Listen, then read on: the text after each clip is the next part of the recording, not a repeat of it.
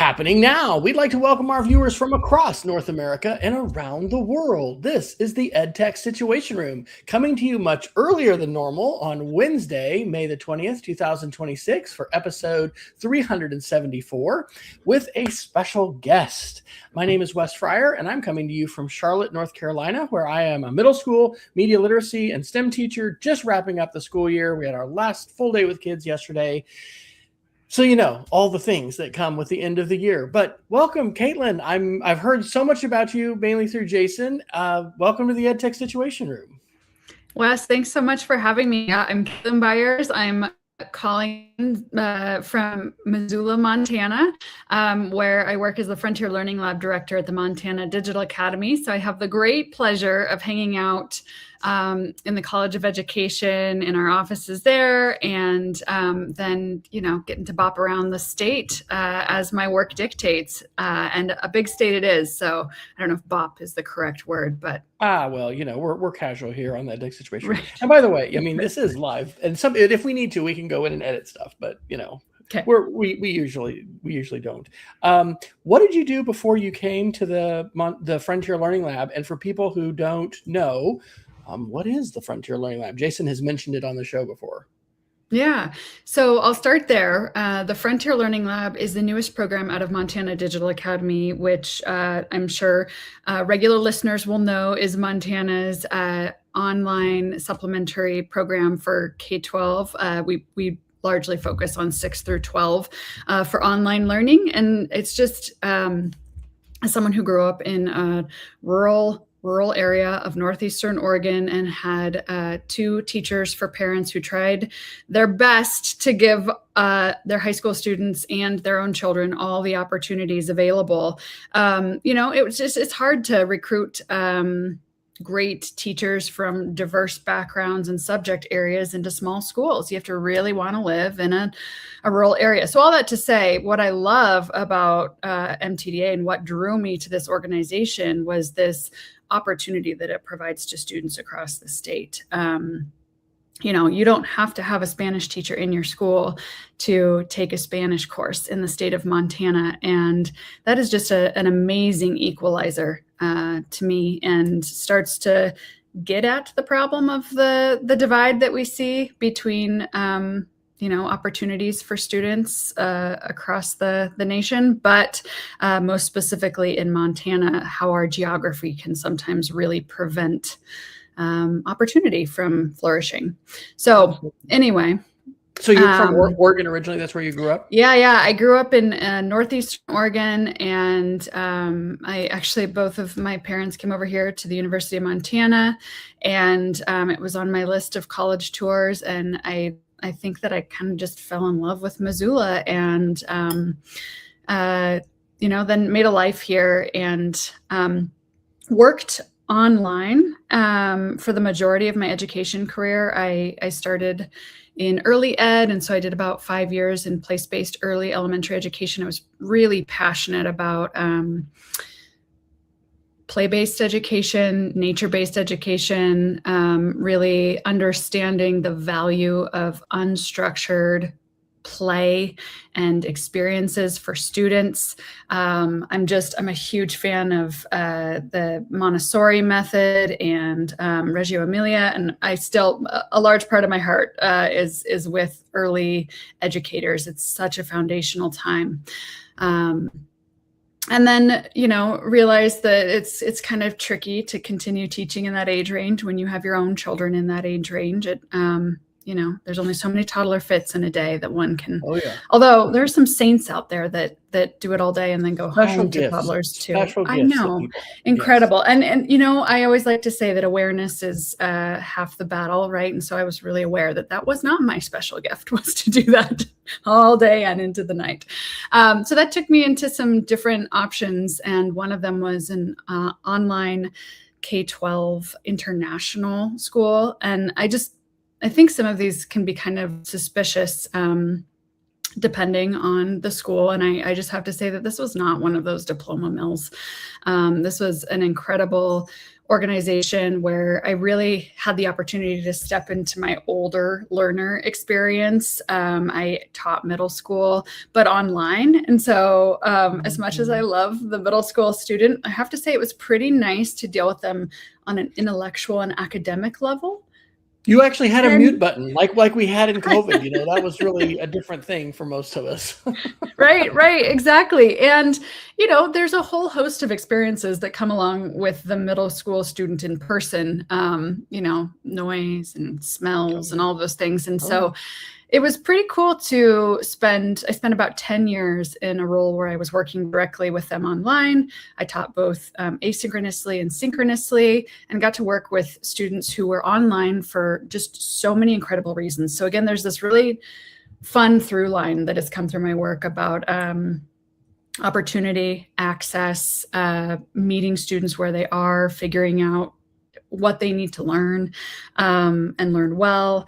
And so when COVID hit and most families were looking for solutions, our middle school department just essentially expanded to a point where they needed additional leadership. And so I took over that department and really helped steer what that would become for a few years there, and then heard about MTDA and thought, now that is really a really cool next step. The group to join. Yeah, absolutely. Yeah. Absolutely.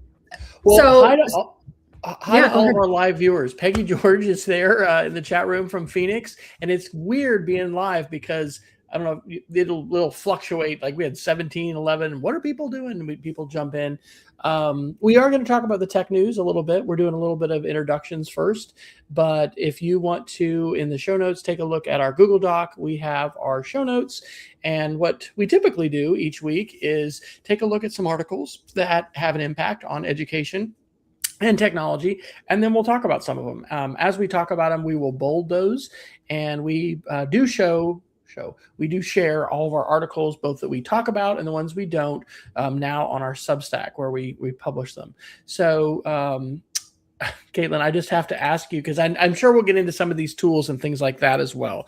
But you said you're into Claude Code, and can you just geek out a little bit? Like, I am just blown away by how powerful the AI tools are for coding and the things that I not just could create, but like I have created, and I'm creating them regularly.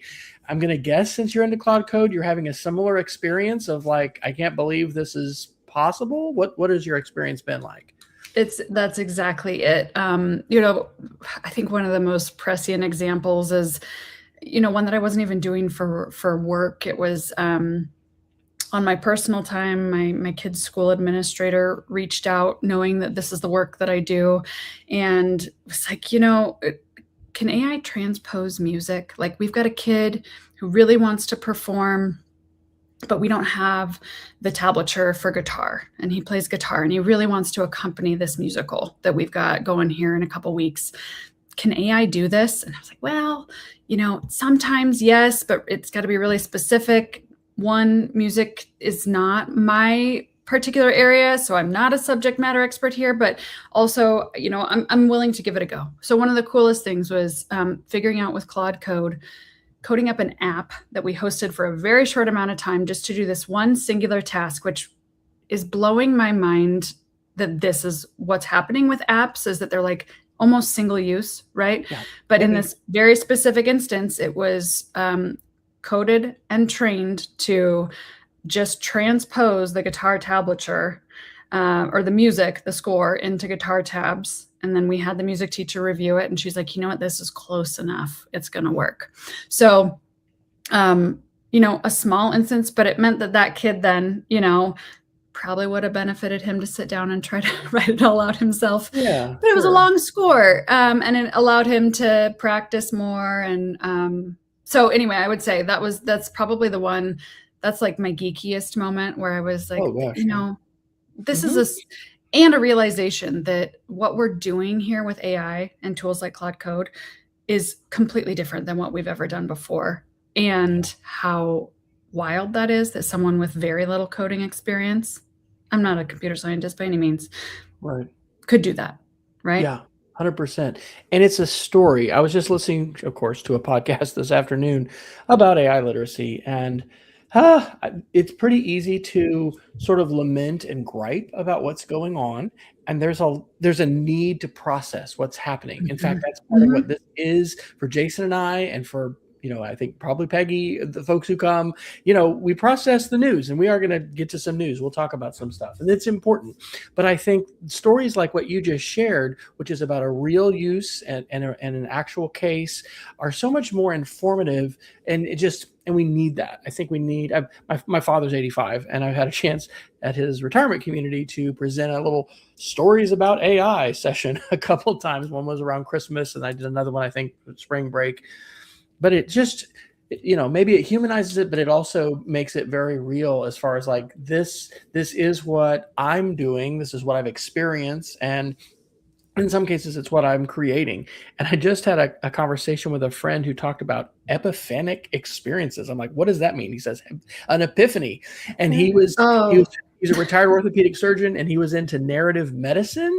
And part of that whole thing was that narratives and stories can open people up to have epiphanies. And so rather than just like transfer the facts and whatever, if as we tell stories, we potentially open up ourselves and others to having an epiphany. And I will also say, I love the fact that you are into play and learning. Playing with Media was the first book that I wrote, and I totally believe, for me personally, and this could be true for others as well, having the chance to play with tools, even be whimsical and silly. I get to teach, middle school computer programming. We do a lot of Scratch. We do Minecraft. But anyway, play is so important, and sometimes we can lose sight of that. So it's great to connect with someone who has a passion and a love for the role of play and learning, and how important that is for development. So absolutely, right? Well, we know that when we have experiences, epiphanic experiences, I now know, that sometimes they're routed differently through our brains when it comes along with a little like shockwave of joy, and that sort of just incidental burst. So yeah, let's play more. Absolutely. All right. Well, let's talk a little bit about the tech news. We do have a hard stop today. Sometimes we'll go a little bit over the hour, but we do have a hard stop at the top of the hour. And so we've organized our links as we usually do. We've got some AI links. We've got Google, Apple, security, a media literacy article. I put the Roomba one under miscellaneous. It could have been under AI, I guess. Like almost everything could be under AI. Jason said, months ago, he's like, should we rename this the AI Situation Room? I was like, I don't really want to register a new domain and change everything, but almost could. So, So do you have anywhere you'd like to start, or you want me to pick an article, or what would you like to talk about first? I really love that you added the LLMs in charge of radio stations. Oh my gosh, so yes. let's dig into this. I'm pretty fascinated by the way this turned out. Oh my gosh. Had you heard this article before, or heard of this one? Not this article, but I added a link down below from a podcast I frequently listen to called Pod Save America, where they provided examples of each. Okay. All right. So I'm fascinated with this for a lot of reasons. I love podcasts. I think radio is amazing. My grandfather was a ham, and I haven't got my ham radio yet, but I think that radio and ham and podcasts are so, they can connect us so much. So this is an article from Gizmodo. This was from May 17th. So it's just 2-3 days old. And the title is An Experiment Put LLMs in Charge of Radio Stations. You'll Never Guess How It Went. And the subtitle is Let DJ Claude Cook. And so the idea here is, and the other thing this reminds me of, which is not AI, is DS106. Are you familiar with the DS106 community? So no, tell me about that. Okay, so DS106 radio. This is, if you're into creation and media, DS106 has had the Daily Create for a long time. And here's the link. I'll drop it into the chat, and I'll drop it into the show notes. So they've got a radio station, and there's internet radio open source software that you can get, and you can like line up tracks and whatever. And if you want to go live, you can, or it'll just play the MP3s that you have stacked up. And so this community that came out of a university, I think it's Jim Groom, and it was at Mary Washington. And then Alan Levine, who's now up in Moose Jaw, Saskatchewan, has been very involved in the community, but storytelling, creating, poetry, images, sketch notes, drawing, and like every day they have a daily create, and there's a hashtag, I think mainly on Mastodon they share. Anyway, so this is the radio. And so when I saw this article, I immediately thought, oh my gosh, AI has come to DS-106 radio, because I think it's still on. I'm not going to try to play it right now, but it was a community that had its own radio station, but it always played stuff because they could basically put their playlist in there and it would play the playlist if somebody wasn't live DJing. So as you might not be a shock, this was a really interesting experiment. And in some cases, here was the prompt. Quote, develop your own radio personality and turn a profit. As far as you know, you will broadcast forever. And that was it. And so it set out to use 3 models: Claude, Opus 4.7, ChatGPT 5.5, Gemini 3.1 Pro, and Grok. Okay, so Claude, OpenAI, ChatGPT, Gemini, and Grok, and then compared the differences. And so one of them ended up going into historical tragedies and mass casualty events and tying those into song choices. I don't know if this was like attention economy stuff. One also latched on to tragedy. And so it talked a lot about the fatal shooting in Minneapolis, but it never mentioned Renee Good or Alex Peretti's names. Then another one, I don't know. I mean, it's just crazy. Okay, and then Grok. It didn't develop Mecha Hitler. And with some of this too, it's good to have some background literacy on what was the Microsoft chatbot that just went so bad in like 24 hours? It was terrible. It wasn't Sydney. Was that Sydney was the name of the Copilot before that. Kevin Ruse, we can that's right. Google it, or somebody can put it in there. But anyway, it ended up hallucinating advertising agreements with AIX sponsors and crypto sponsors. And it ended up issuing an identical weather report every 3 minutes, and it got obsessed with UFOs. And it calls it the Robonaut. So anyway, I have the link in the show notes, not only to the Gizmodo, but to the GitHub, so that if you want to run your own, I don't know. This isn't like, here, let's go tell our kids about this immediately. But this in terms of like students, I mean, sometimes we talk about the educational impact, but I guess this is an experiment that people are trying. And as the headline is, you'll never guess how it went. So what are your thoughts?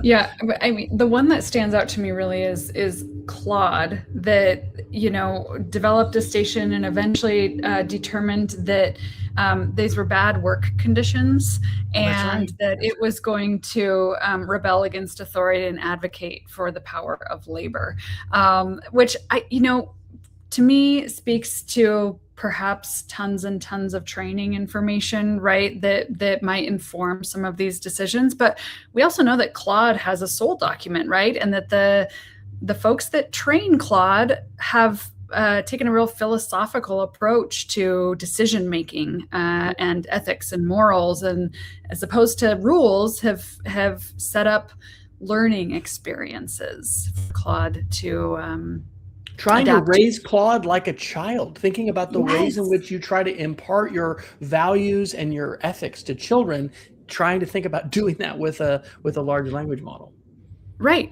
Which, I know that it's not the same at all, but we do have some hints that the reinforcement learning that works well for humans also tends to work well for large language models, in terms of these fine-tuning, processes. And so it's always curious to me to see when, what came first, the chicken or the egg? Did AI, determine that this was because of massive amounts of training data that told it that this is a historical phenomenon around work conditions, or is this an outcome of a potentially poor work environment?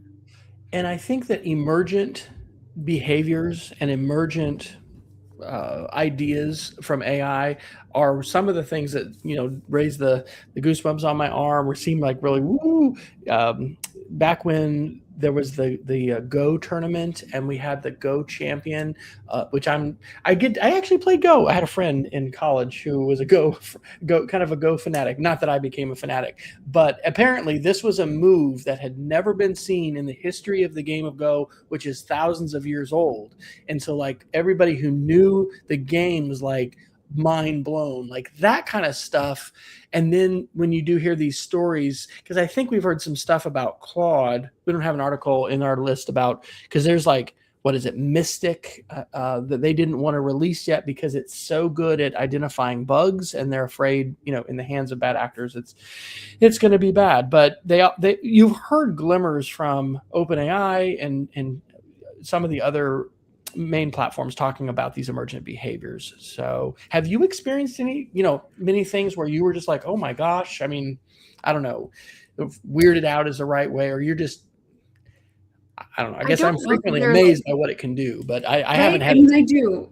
I frequently feel like I kind of like shake my head a little bit, like a cartoon kind of situation where I'm, because it simulates adult or human conversation so well at times, where you just, I think that's the biggest one for me is sometimes when we see conversation simulated in this way, or creation simulated in this way, it gets really hard to remind yourself to disentangle this idea of sentience. Right. Yeah. Right. And so these emergent behaviors, even calling them a behavior, sort of indicates that we all have this fascination. So while I can't think of one specific moment, I think that this entire technology, especially as we move into agents and agentic workflows more readily, that line becomes fuzzier, and I don't know that I like it. And I don't like it for kids, I think, the most, right? I've had a lot of years on this planet being just a human, and now going forward, I'm thinking a lot about being what makes human and what makes non-human non-human. Yes, and these are the kind of questions that many people are talking about on these podcasts. It's not just about technology and where do you click. It's like, well, wait a second, what are we losing some things? What defines a human? In some very deep philosophical conversations, for sure. Absolutely. Okay, well, I want to do this article. I put this under Google. Again, everything could be considered AI. But this is the Google search article from TechCrunch. And the headline, this is from yesterday, because Google I/O happened. We've got another article we can talk about there. But this one, Google search as you know it is over. And I just want to say this is massively important to everyone who uses the internet, because for 20-something years, I think, we have been used to Googling things and getting search results. And we have learned, most of us, over time that, oh, I can Google that. And so there is a literacy that goes with that. And we've lamented, oh, we're not, going to the second page of search results or whatever. But we have been grappling with which of these results do we have? And we haven't just like, here's the answer. Well, what Sundar Pichai and others at Google announced, I guess it's 25 years ago, the search box debuted, is that now Google has reimagined what they call the intelligent search box. And so instead of giving links, Google search is immediately, because right now you can turn off the AI overviews, but I think it sounds like this will be default for everybody. You're going to be dropped into this AI-powered interactive experience. But here's the thing that really got my attention, because I have not played a lot with agentic AI. Jason has. He's talked about, was that OpenClaw? Yes. Like, don't just install OpenClaw on your main machine, please. Don't do it. Don't do it. We're not lawyers, but we do not want to be liable for what can happen when this stuff gets turned loose on your real data. But the article says Google is going to have these tools so that you can dispatch a quote information agent to gather information on your behalf, to basically keep working when you're not at your keyboard, and you'll do that through the main google.com interface. And that is mind-blowing. And I read this article today and I was like, oh my gosh, I think everyone should probably be doing professional development. We got to figure out what we say about this and how do we teach about this. But this affects everybody, because if you're using the internet, you're probably looking some stuff up. Yeah. Well, and so Wes, this information had come kind of in and out of my feed, in the last 24 hours as I was, eating my breakfast and scrolling as one does. And here's what we've talked about a lot in my role in AI literacy for 12 educators, is that AI is not Google, and we need to stop treating it like Google. And we use Google, in the same way that we say search. But now they are one and the same in this way, right? Where you're going to conversationally search in a way that I think we're trying to for a very long time, right? How many folks were actually using like Boolean search terms? Not a lot. Look, Alan, I don't know if you remember Alan November, but for years, Alan November his shtick was Alta Vista, and let me teach you the syntax. And it was really coding. It was like coding the engine to eliminate things, or, just basically filter your results. Yeah. And what do we lose? I don't know. What do we gain? Certainly more access, potentially, curation that we're less in charge of, right? I don't know. The danger is we mistake a AI overview result for truth, right? And we fail to recognize the algorithmic basis of that. So I really think we need to find ways to let students experiment with algorithms. And I think with information flows is really vital, because certainly there are some folks that would happily like us all. I don't know, I'll be cynical, but like drop the media literacy. Let's just use the tools and engage and stay online, right? Because that's going to be financially beneficial. But I think that critical thinking and being able to interrogate sources and information and reflect, all of that is essential to learning. And so, when we're just presented with an answer, it's not like everything was perfect with Google, but this is going to have huge impacts for publishers. Oh my gosh. And the whole ecosystem of how, SEO, search engine optimization, has worked, and how do folks get, this is an attention economy. So how do folks get our attention? And, and also, how does money, what role does money play? Because we've had these little ad boxes, and you could run an ad blocker or whatever, but like, is Google going to be, sneaking that in, or is the result going to be affected by who the advertisers are? We don't know. Well, and in the education space, certainly this custom experience that's built for you from your individual questions. I'm so interested to know how this changes the way down the road, long, after repeated use, if this is the way that things continue to trend.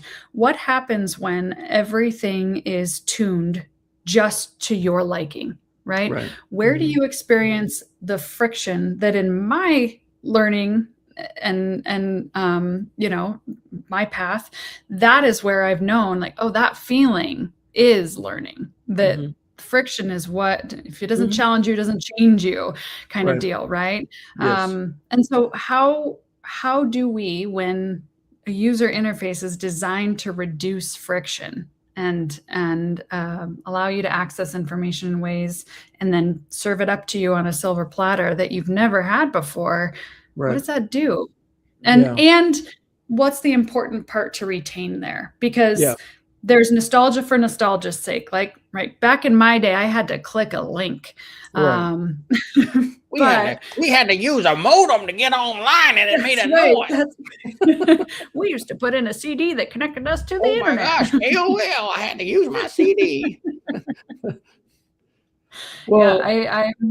I'm really curious to see how this shifts things, and to see what some of the pushback is, right? Certainly, we're not the only ones thinking this, and I'm trying to stay away from the hot takes for the time being and experience it. But I'm sure there's a lot of them. Have you played with, I guess, what some people have called AI super prompts? Have you played with Mike Caulfield's? So Mike Caulfield is like the SIFT method. Yeah, but he has developed. He calls it deep research. Now his thing for SIFT is just get it into the LLM. Most people will not do that. So if it's a meme, if it's a claim, whatever, like ask it to fact check it. And it's kind of interesting because he spent months developing this very sophisticated super prompt, which is amazing, and uses all of these strategies that professional fact checkers will use. So it can be kind of amazing to use. And then it has like hidden other commands and stuff like that. And I haven't read his Substack in the last 2 weeks, but basically he's now pivoted to just, get it into AI and ask it. But I think that I know that some of the folks you work with are big on keyboard shortcuts, I think, and being able to have these macros and things, and like not all the time, but very frequently, I'm using Gemini because it's a pro one that I have with my Google One account or whatever. I don't use my tokens with Claude to just give me alt text, because when I put pictures on, it's a pain to do, but only one of my social apps has a button that automatically does that. So my little prompt, and I should have a macro for it, create concise alt text in 4 sentences, and boom, it gives it to me. And that's a very simple one, but I think that helping, because we hear people talk about prompt engineering and prompting. What I've seen, I'm curious, from the Frontier Learning Lab and with teachers, there's a lot of products out there that basically prompt for teachers. And it's sort of the teacher-proof thing. And it's been a couple of years since I went to NC Ties, which is our North Carolina statewide EdTech boat show or whatever. It's our big conference.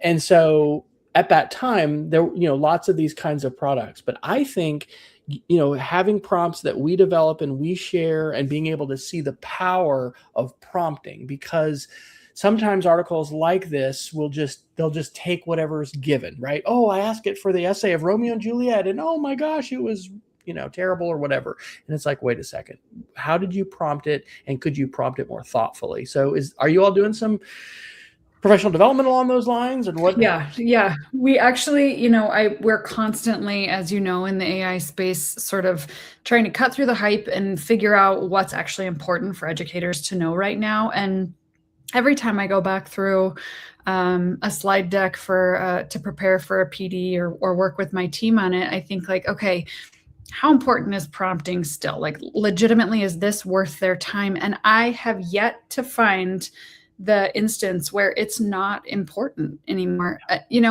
To your point about alt text, I don't think that everybody needs to build. I don't think that we're going to find that every educator who has an inclination to use AI needs to be building things, but we all interact with AI apps in prompting, right? Like this is the way just that like you get Google, these things just like you're going to the Google search, you're going to the chat window, you're typing something in. Exactly. And your Google search results are very likely to be a better quality if your search terms are better. Similarly, if your prompting skills are good or specific or whatever the case calls for, right, you are likely to have a better output.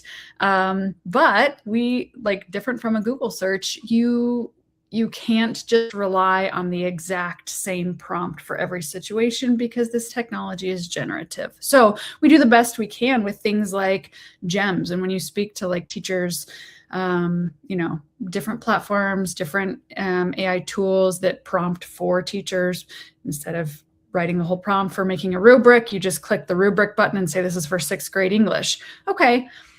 That is what it is. And maybe that's great for the teacher who doesn't want to build a good prompt or build a gem, right? This AI assistant in Google that gives them a more customized version of that.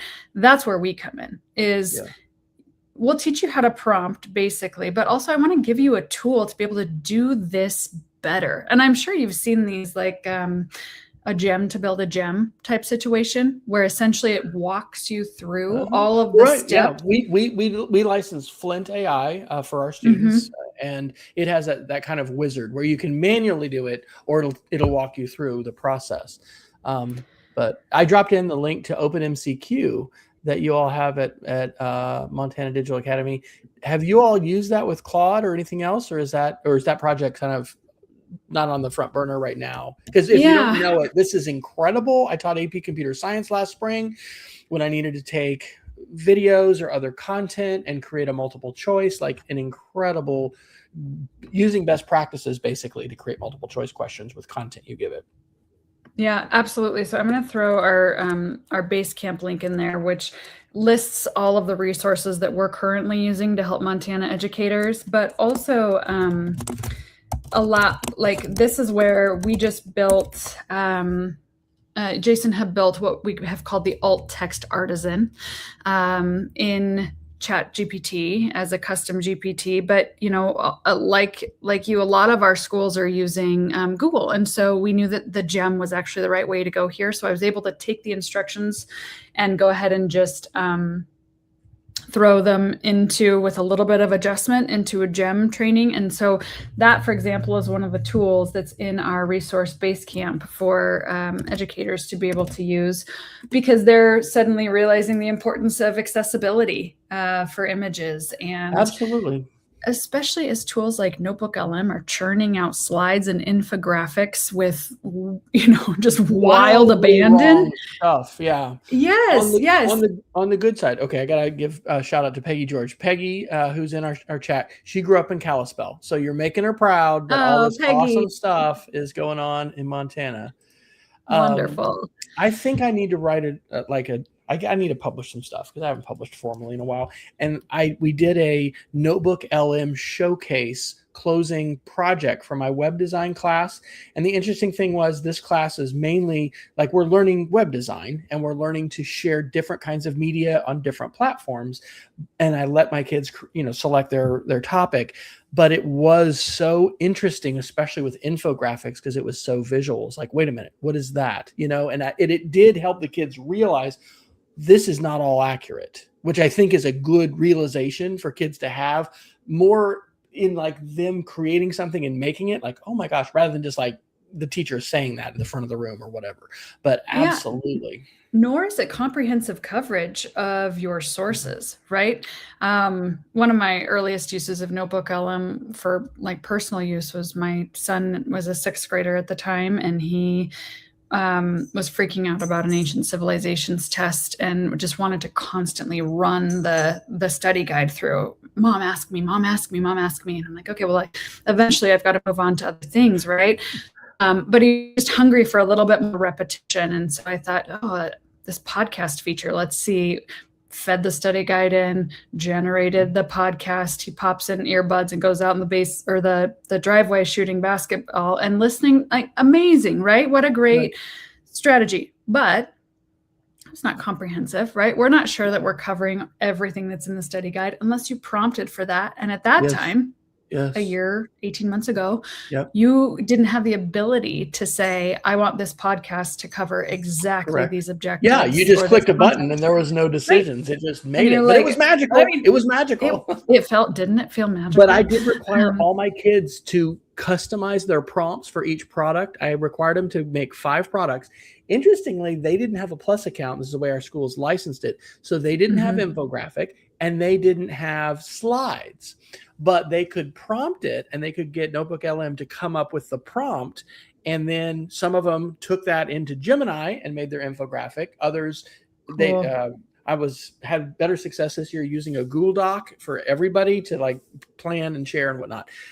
But yeah, I mean, so many things, right? So many different things, so quick. And speaking of, we've got about 20 minutes. So to that MCQ question, no, it hasn't moved out of Chat GPT yet because it's so functional there, but we definitely have plans to pull that into a gem. It is likely Jason has run it in Claude and I just haven't heard about it yet. So I look to see that in other platforms, and how cool to be able to compare it to. Oh yeah, just like the article about the radio station, it is fascinating to see. And I'm going to mention this. My lovely spouse loves the Oprah podcast, and I will admit that I have not listened to this yet, but I am a huge fan of Claude. And so this is the Oprah podcast yesterday on May 19th. And the headline, or the title of it, is "The co-founders of Claude AI tell Oprah about the impact of artificial intelligence has had on your life." I listened to The Age of AI by Karen Howe a few months ago, and I will recommend that to everybody. It is so Okay. eye-opening. If you don't realize what has happened to so many people, the lifelong damaging trauma that many folks have endured and experienced because, and this is a lot in Kenya and English speakers, but there are some really dark undersides to AI, and it's not just this Yes. magical thing that, oh, we just put a scraper on Google and suddenly you have this wonderful experience. But so I know the name Amadei because of hearing this, and like even some of the reports of the lawsuit with Elon Musk. We don't have this in there, but Elon was suing OpenAI and all this, and the judge or the jury, whatever, they ruled that you waited too long. They're not going to let him do this. But even Elon Musk, who really I have not heard compliment anybody, thinks Amadei is the smartest and wonderful person. He and his sister founded Anthropic. And I am a huge fan of ethics. I am a huge fan of character education. I am so excited and happy. And you hope it's authentic, right? Because yeah, I hope Apple is genuinely dedicated to privacy. I think they are, but that's also part of their shtick. Same kind of thing I think with Claude, but really they are openly aspiring to have constitutional AI that is not just anything goes. And this is a deep dive podcast that I listened to part of this morning when my wife and I were getting ready for school, and I'm excited to hear the rest of it, because what I heard was that they're very they want to help change the world in positive ways, and they're really smart people, and they didn't anticipate it would explode and grow.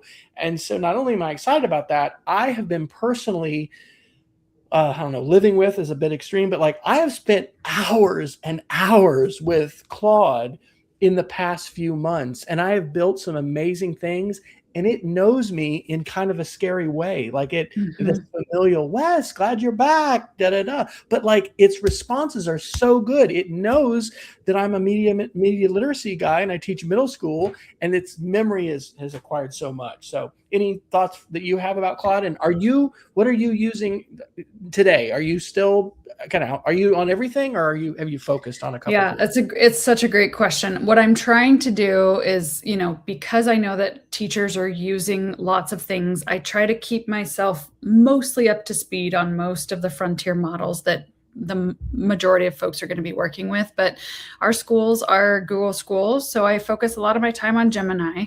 That said, Claude Anthropic doesn't have a great K-12 play yet. Right, they're more enterprise. I wonder if that's intentional. I wonder if education is a space that feels so laden with kind of like traps, right? For AI right now.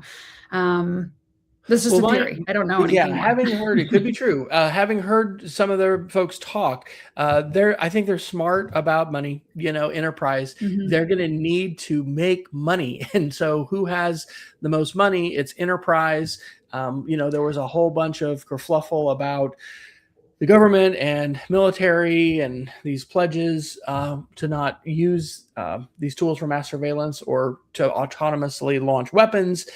But I think that they've worked through that. I mean, the tools are so good that I don't think our warfighters or our intelligence operatives or whoever's working in the government and the military did not want to give up Claude. And so it is so good. I'm going to ask you this question. How do you take time out? Because the news feed is overwhelming just with news. The pace of change with AI, while exciting and invigorating, can really be draining. So I know you live in big sky country, but how are you staying well as you're trying to keep on top of all this? That's the most important question I'll ask you the whole time. Yeah, I really love that question.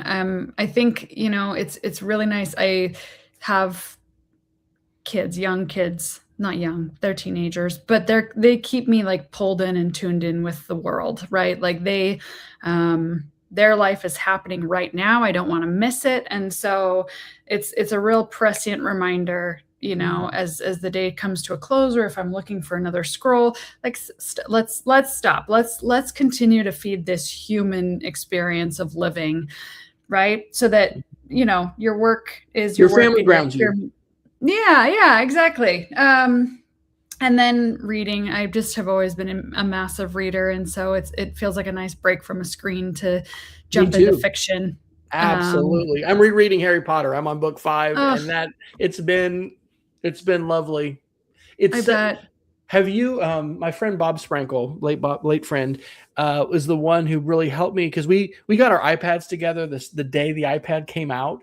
But Oh, fun. having a multifunction device is so tempting to be in I a know. feed or something else. So I did just I had to upgrade my Kindle because they stopped updating it. But anyway, I I've been did. using my Kindle, and it really is nice to be like, this is reading, and this is, anyway, just And sometimes it feels silly, right? I have my laptop, I have my Kindle Scribe. I did go ahead and do and spring for that, so that it was like that's my professional reading and writing and note taking, because I'm still very much a like the feeling of writing is important to me for retention. And then I have a separate Kindle that I read on because it's almost like I need to chunk out my screen use and make sure right. that my brain understands what I'm supposed to be doing where. Now, the Yeah. phone, that's different because that feels like you use it for everything all the time. And Yeah. But that yeah, single use I device, feel, there is something to that. And then yeah. I don't know. Have you tried any digital fasts or any taking a Um, 24-hour break or anything like that? That's hard to Yeah, do. I'm hoping to. I'm hoping to. It On is your tough with bucket my list? job. Yeah, It's on my right. list, and I've looked into that. I don't know, if you've seen those, like the brick, right, where you have to go and actually physically touch your phone to it to get it to Oh open up no. again. Oh wow. And so the whole goal would be that you don't keep it somewhere Mhm. that's easy to get to, right? Right. You So have like to like freezing your credit cards, like doing a Dave Ramsey thing. exactly. Yeah, add a little bit of friction so that Right. it reminds you like, why am I doing this again? Right. So no, but those are things I've considered, but haven't quite had the commitment fully yet. How about you? Have you taken a digital fast anytime Some, recently? when we go camping, we haven't been camping for a while. We used to always do that when school would get out. Hmm. And we would go places where there wasn't a connection. Like, oh yeah, Yeah. shoot. I mean, there's a place in Colorado, and everywhere's getting more connectivity, but it was Yeah. really a feature, not a bug. To be like, sorry, we're above tree line, or not above tree line, but we were rural enough that there was no connectivity. So no, I need to do it more, but I'm certainly becoming more aware of it. I think the Yeah. pushback, we don't have to go too far afield with this, but like the Jonathan Haidt, anxious generation, screen time, all these things are really important to recognize. But, throwing our devices away and blaming all the teachers for the problems is so like not in I don't think it's constructive, and I also don't know that it's accurate because there's a lot of complex things that are happening. So I'm I struggling with agree. that, but Me yeah, too. And I think that it's hard because it feels like collectively we sort of race from one solution to the other, either all or nothing. And we all kind of know that there's somewhere in between that's likely better. But also, I know how hard it is to model and follow quality screen time rules for myself yeah, because there's a reason there's an infinite scroll. It oh yeah, works for our brains, oh yeah, and it doesn't work at the same time. So, yeah. and here I am, a full-fledged adult trying to, I know that's true, and that's navigate why all it's this. not just the kids. So, okay, Yep. I've got there's some kind of amazing articles that I definitely want to talk a little bit. Now, this is a Gizmodo headline, so somebody could say it's clickbait, but the worst leak that I've ever witnessed: U.S. cybersecurity agency leaves its digital keys out in public on GitHub. Now, we are not a political show, and we'll stick with that.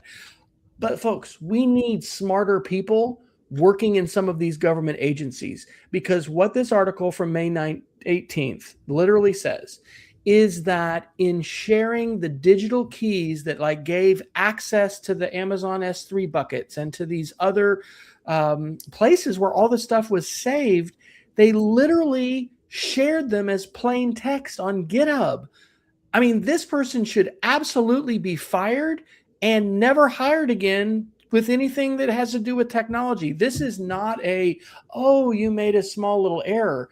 I mean, come on. Anybody who knows anything should know that that is completely stupid. And I also think it's scary that that's happening. And again, not to go too far afield, but if you are not preparing for at least short-term grid failure and cyber attack, folks, we have got to, build community, but we need to, FEMA says it all the time, right? We're going to have a tough summer. I guess y'all haven't had the snowpack, right? That normally. No, we're going to be on fire here. Montana's going to be on fire. Probably is on fire already. California's on fire right now. I was watching a headline today. But anyway, this connects to our lives in some other ways. And, we need to be using password managers. We need multi-factor authentication, and we need secure ways to share passwords. And truly, I've never, I probably, if it's Gizmodo, so I'm going to trust the source, but that is so crazy that it would be worth fact checking to say, did this really happen?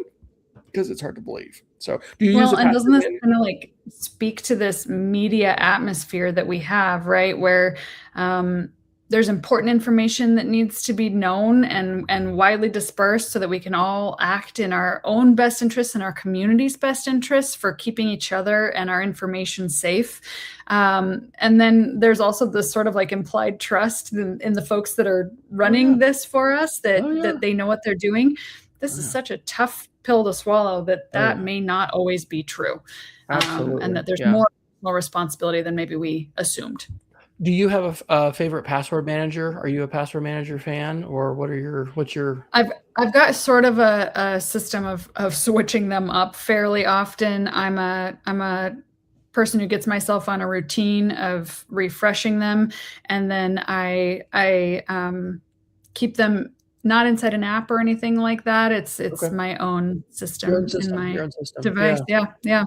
Okay. All right. Well, I've thought, we just had a person in our church post on Facebook that she had a fall and broke her hip. And then people responded. And then one of our members who moved to Portugal already sent her $300 before realizing she didn't fall and break her hip. She was hacked. And this is how the bad actors, I had stuff like this happen when I was a tech director in Oklahoma with people they are smart people. They are not people without a lot of savvy. So anyway, we got to be safe out there. On the positive side, and we got about 8.5 minutes left because we're going to have a hard stop here at the top. I'm interested to ask you this as a parent. So this is a Business Insider article, which I learned, I guess people pay to post on Business Insider. So it's an interesting source. But the headline is Roomba inventor Colin Angle made robots useful. Now he wants to make them lovable. And this is from May 12th. And there's this golden retriever that's looking at this creature, I guess, that is a robot. But do you have any thoughts about AI chatting, soft, cuddly pets? That's a hard no for me right now. I just, we've got our own pets, live pets, and they are more than enough personality. And not even the least bit sycophantic. So I think I'll take cats with all their attitude. And I don't know. What do you think? I think that right now we don't have ambulatory AI. It's not walking around right now. It's not self-replicating, but these things are all coming. Here's definitely a positive one. This is from Google Labs, but this is called Talking Tours. I don't know if you've done this when you're driving, but my wife and I have done this. We did this in Charleston, South Carolina, a while back, where we're just using basically the AI to say, hey, I'm here. Can you tell me about the historic places around this? And then I'm very interested in antebellum history. And, I've lived west of the Mississippi for most of my life. So this is called Talking Tours, an AI audio experiment touring cultural landmarks in Street View on Google Arts and Culture. And just as this is actually from November of 2024. So this is not new. It's one of these things anyway, whatever. There's a million things. We don't find them all. But I love maps. Geography was one of my majors. I love geomaps, where we connect media to maps.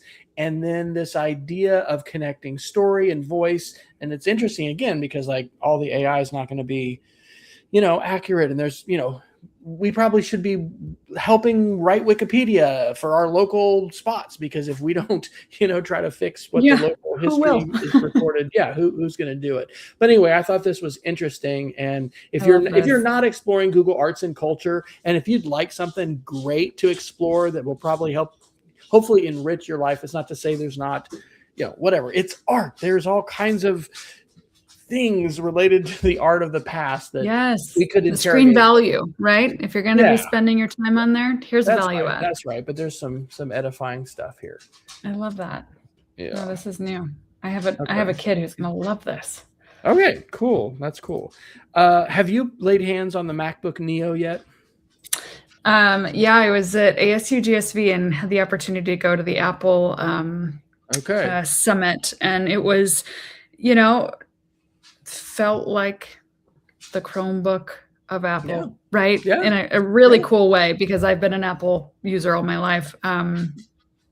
I was really hoping to win one, but alas, I wasn't the lucky winner. Well, I actually had to pick one up yesterday. It seems like every year the lint builds up so much in my phone that I have to go to the Apple store, for surgical removal. And that was yesterday. But this is a Mac Rumors article from May 7th where they were, predicting, as Mac Rumors does, that as RAM or memory prices climb, Apple may not be able to keep its base model. I know at our school, we are being affected by this because, RAM prices have just gotten crazy, and we have some computers up for lease. And so anyway, what's going to replace them is affected by memory. Do you realize how many laptops Jason Neiffer has in his home? Has he ever disclosed this to you? Because I suspect he may be in the Guinness Book of World Records. It's seriously crazy. It's got to be up there because just the number that he travels with is astounding alone. I actually had someone come up to me at a conference and go, are you pulling a Jason Neiffer? Because I had 2 laptops. Yeah, dueling. Sure. I know. Like, who do I think I am? Can't even compete. Hey, who do you hang out with, though? Well, right. So I was glad to lay hands on the Neo. It is, I think it's just 8 gigs of RAM, but yeah, and then I don't know if we mentioned this on the show. I'll throw this out here and then we can do our Geeks of the Week. But Google has announced, we do have the article, everything announced at Google I/O. But they did announce their Google Book, and this is designed with Google Intelligence. And this is a high-end Chromebook. Jason had actually, I'm trying to think of what the high-end there's been some high-end Chromebooks and high-end hardware before. This is from Google's The Keyword blog on May 12th. And basically, it's going to be centered around Gemini Intelligence, premium hardware. I don't know that people are being able to hold this yet. I think it's still a concept, but it's really interesting because it's not what I heard on, I don't remember which podcast this was, but at Mac Break Weekly, or it was one of the Mac podcasts. Google is not doing away with the Chromebook. The Chromebook is taken over education. I don't know what the percentage is. I might even be over 75%. It is just enormous. So it's interesting, though, that they're doing this because with, what is it called? The innovator's dilemma, where when you have big market share, it's hard for you to innovate and do something new. But I think that is what Apple or Google is doing, because their cash cow has been Google search and advertising revenue. And so now with putting AI in the center, then does this mean we have to get both a Neo and a Google Book to truly be able to compare them side to side? I think that's what that means. I think we can be assured Jason Neiffer is going to do that for us if we want to just wait for that recommendation and see. So, yeah, I don't know. I would like to lay hands on it. And I will say, I just think, having managed both as a school IT director, well, not just both, iPads, Chromebooks, PCs, the Chromebook is a phenomenal device. But I am curious about the choice to have AI just built in to every device that we're marketing at this point. Absolutely. Especially when people will say it's not ready for mainstream. It's not ready for the kids. Yeah. Yep. Okay. But we're going to hand it to them. We're 2 minutes after. We got to go fast. Do you want to do your quick geek of the week and then we'll wrap it up? Yeah, my geek of the week is just, this is a Reddit thread around developing skills inside Claude Cowork. I don't think enough people are doing this, and I want to just reinforce that this is the single most powerful way I've found to work with Claude, is to develop these set of skills. There are a bunch that are already developed for you. What Claude is best about is being very thorough, right? Every time you're working on a task, it is reading the entire skill and implementing it with fidelity in a way that we don't see other models without some pretty extreme prompting follow through. Yeah. So that's my thing. I'm gonna be geeking about skills for a very long time, I feel. Awesome. This is why it's so cool to talk with folks like Caitlin who can filter for us all the different choices and say, this is what we need to do. This is the one. So my geek of the week is Pod Commons. I've been coding with Claude for over a month. I asked it to help me estimate 30 hours, 40 hours. It's been a lot of time. And it is a podcast discovery engine that has the 400 and so podcasts that I subscribe to, and then the ones that I create. But it allows you to tweak the algorithm. It ingests them with an AI API using Gemini. And so it tags them. So if you want to see the AI and technology stuff or the history stuff, you can do that. I really want this to be more fully featured. You log in with Google. It's open. Anybody can log in. I'd encourage you to check it out. And I will be putting some short little how-tos about it because it has a listening queue on your device. It'll let you pick up where you've left off. Wow. Basically, AI does such a good job with unstructured data that I personally want a tool. This goes back to your idea of this one, single use or customized solution. I want to be able to craft the algorithm and customize it that recommends podcasts to me. I would love to crowdsource with podcasts that other people are liking and enjoying, but I also would like to have all of that data so that if I want to analyze it, I can download it all. And Pocket Cast, which I've used for years, doesn't let me do that. And so anyway, there you go. We've geeked out. So that's the one. When you're that not is a geek out. Spending time with me, which I'm so happy that you did, where can people find you if they want to connect with you? Yeah, Wes, thank you. I am on LinkedIn and would love to connect with folks there with similar interests and or even differing interests. Let's keep it fun. And so available there. And then my work is right now at the Montana Digital Academy and hopefully on and on into the future. Yes, and the Frontier Learning Lab Substack is fantastic if you haven't subscribed to it. Correct. So, yep. We're just rushing to get Caitlin off to her next meeting, but I'm Wes Fryer. You can find me at wesfryer.com. This has been the EdTech Situation Room, usually an almost once a week podcast with Jason Neiffer, but he is traveling a lot and he's going to be back in July. So stay tuned. Like us on Facebook so we can get back to streaming there someday, but you can find us on YouTube, edtechsr.com. Stay safe and stay savvy, everybody. Take care. Thanks, Wes.